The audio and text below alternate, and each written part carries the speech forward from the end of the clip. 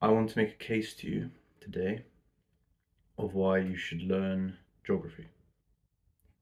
And I don't mean geography in the sense, the geography that you're taught at school with plate tectonics and water cycles and all that crap, right? That's fine in its own sense, fine. But I'm here to talk about why I think everyone, in fact, should kind of get a grasp of the most basic elements of geography. Knowing where countries are, rivers even, mountain ranges, and of course, you can start at the top, learning the geography of countries, and then go deeper and deeper as you progress. But I think if you invest some time into learning just countries even, just the location of countries and maybe US states, for example, it can help both your reading and the formation of new relationships through small talk, essentially. And let's start with countries. You want to know where countries are. Why? Why should we care? Well, obviously, there's a base knowledge of geography that everyone should have. But I find myself, when I'm reading, especially history, you hear mentions of countries and names. And sometimes, before I really studied geography, I didn't know where these places were. I found myself confused when they mentioned Kuwait or Myanmar or something. And it will happen if you read, especially history, but in general everything. If you read the news, if you read all sorts of texts and documents, you will find countries being dropped. Names of rivers and mountain ranges and forests and all these sorts of landmarks and formations. And I found that it really hindered me when I didn't know what they were, or where they were, rather. And of course we know where France is, we know where America. I'm talking about the other countries that are less, what's the word? The less focused on countries, the ones with less attention in the media and stuff. And what I did was I essentially, over a period of a few weeks, with just half an hour every now and then, I learned every country and their location and maybe some of the flags as well. But the important thing is the location relative to other countries. Where is Jordan? Where is Bahrain? Where is East Timor? All these small countries that you may not have heard of, or you've heard of but can't really point them out on a map. And part of learning is that's a big part of it. You want to know where things are. And once you do learn the locations of all these places and you read them and you see them on pages, you think, oh yeah, I know where that is. I know that it's bordering Zimbabwe, or I know that Peru might be involved in this later on. It gives you kind of a picture in your head that's really actually useful when you're reading. And this especially, of course, applies to history, like I said. And one other benefit.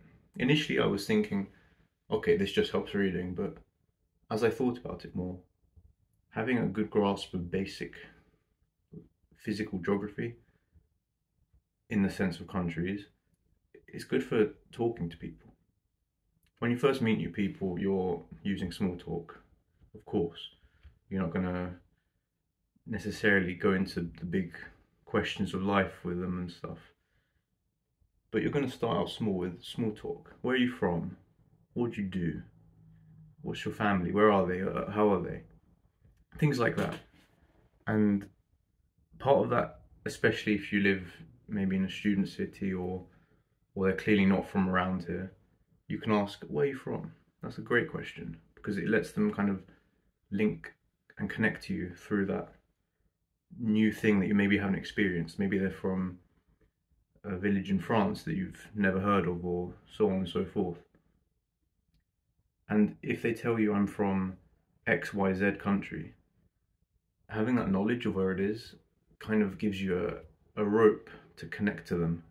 It gives you that kind of path and another thing to talk about. If, say, they're from the Middle East somewhere, Lebanon, let's say, automatically you know where that is, and you have this kind of picture to put forth, and then they can elaborate on that, because obviously you're not going to know all the details. You're not going to necessarily know the culture, the food, but you being able to know that gives you a chance to discuss it more and to inquire more and to just be appear as a more well-rounded person, let's say. I think that's immensely valuable when you're talking to people. And of course, you don't have to stop at physical geography. You can go further. You can learn the flags, learn the culture especially. That will give you much connection, because it really warms my heart when someone can recognize certain aspects of my culture. They can talk about the foods. Maybe they've been there before. Maybe they've seen a particular element of the social life that they love and can talk to me about it. And that is really heartwarming, because it's like they've put the effort in to know that and to connect with me. And hopefully that's encouraged you to kind of have a go at learning what the locations of these countries and maybe just a few bits about them and so on. And the way I did that actually was, I had a summer without much to do, and I think it was actually during COVID, and I used a website called Seterra.com, Seterra.com, Seterra. And essentially it's, as you go on it, it has the taskbar at the top, and there's different continents: Asia, Oceania, America, all of them. You click on them, and there's a bunch of games kind of for each topic. The countries will be the first one on each list. You've got rivers, political subdivisions like counties and provinces and so on, but we're focusing on the first one, the countries. And for each one, you go on it, and there's a little, we're greeted with the location first. So you click on South America, you get South America, divide into countries, and there's a drop down menu with all these sorts of game modes. And it starts off easy, and then you get ones where you have to type in the name of the country, ones where you have to guess the flag, ones where you have to correctly identify the one it's telling you to identify. PIN is called. And there's many others that I haven't fully explored, but they're all good. And what I did was I just played the games. The one I like is PIN, where it tells you to click on Guatemala, for example, and you have to click on it. And if you're right, you're right, you move on to the next one. If you're wrong, it gives you more chances. Eventually it helps you out completely if you're stuck.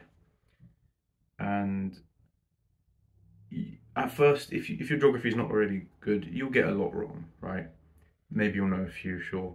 But especially if you go to Africa, which, say, a lot of people don't know about, well, you'll get loads wrong, and obviously that's kind of disheartening you. It's going to be annoying, but if you just kind of keep repeating it over a few weeks, or once a day, just do this one game for literally a few minutes, you'll slowly get better. And everyone has the kind of connections they form. I know Oklahoma, for example, is the state that looks like a thumb like that over Texas.